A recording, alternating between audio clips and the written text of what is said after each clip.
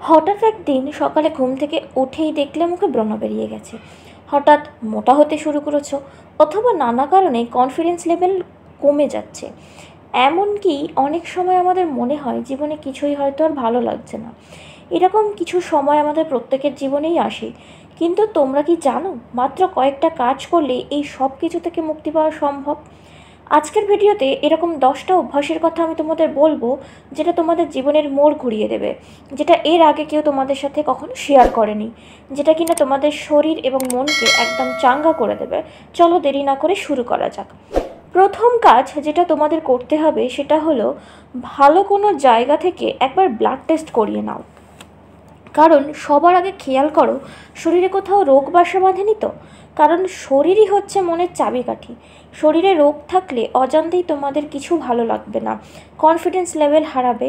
তাই আগে দেখো iron, haemoglobin, vitamin, sugar, thyroid আর যা কিছু সমস্ত ঠিকঠাক আছে কি না। শরীরে ইন্টারনালি যদি কোনো প্রবলেম থাকে তাহলে সবার আগে সেটা সারানো দরকার। আর যদি প্রবলেম কিছু না থাকে তো সেই রিপোর্ট দেখা মাত্রই দেখবে এনার্জি লেভেল এক লাফে অনেকটা বেড়ে গেছে। আমি রেগুলার চেক আপের কথা তোমাদেরকে বলছি না, 6 মাসে একবার, না হলে অন্তত বছরে একবার এই কাজটা তোমরা করে দেখো। প্রবলেম না থাকলে তো ঠিকই আছে, আর যদি প্রবলেম থাকে তাহলে ডাক্তারের পরামর্শ নিয়ে সেটা সমাধান করো।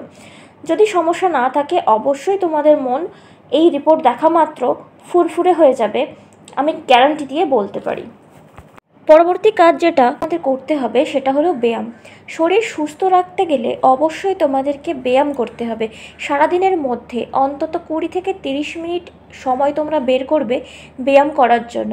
সেটা সকালে বা বিকালে যখন তোমরা সময় পাবে তোমাদের রুটিন অনুযায়ী সেই সময়টাকে তোমরা বের করবে। এতে শরীরে বড় পরিবর্তন হবে না ঠিকই, কিন্তু শরীর থাকবে তরতাজা, প্লাস কাজেও আসবে অনেকটা এনার্জি।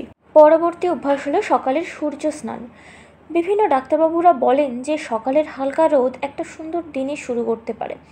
সকালে উঠে বেশিক্ষণ নয়, 5 থেকে 10টা মিনিট তোমরা হালকা রোদে দাঁড়াও, যেটা সারাদিনের কাজের এনার্জি দেবে।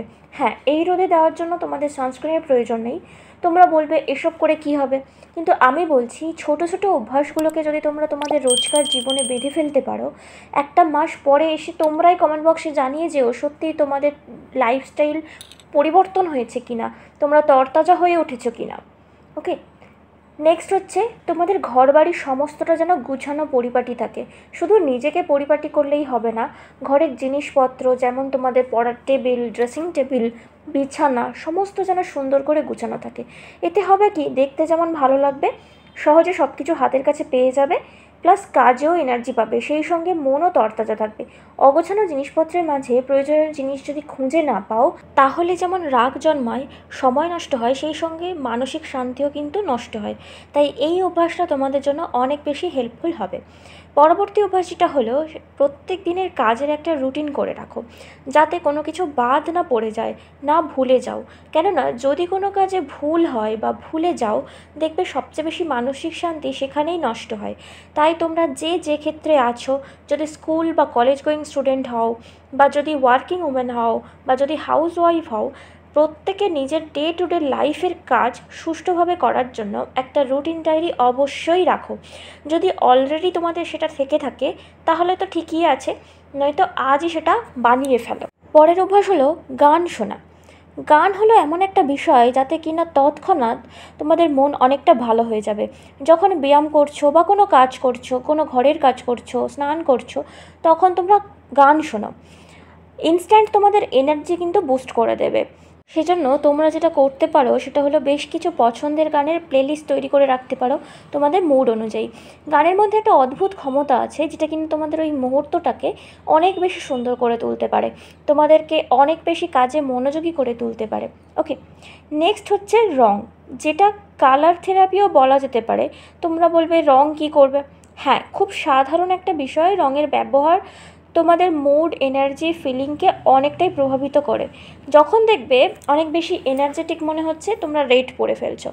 যখন শান্তভাবে বসতে চাও, নীল পরো। রং ইনস্ট্যান্ট তোমাদের মুড এবং এনার্জিকে অনেক বেশি প্রভাবিত করে।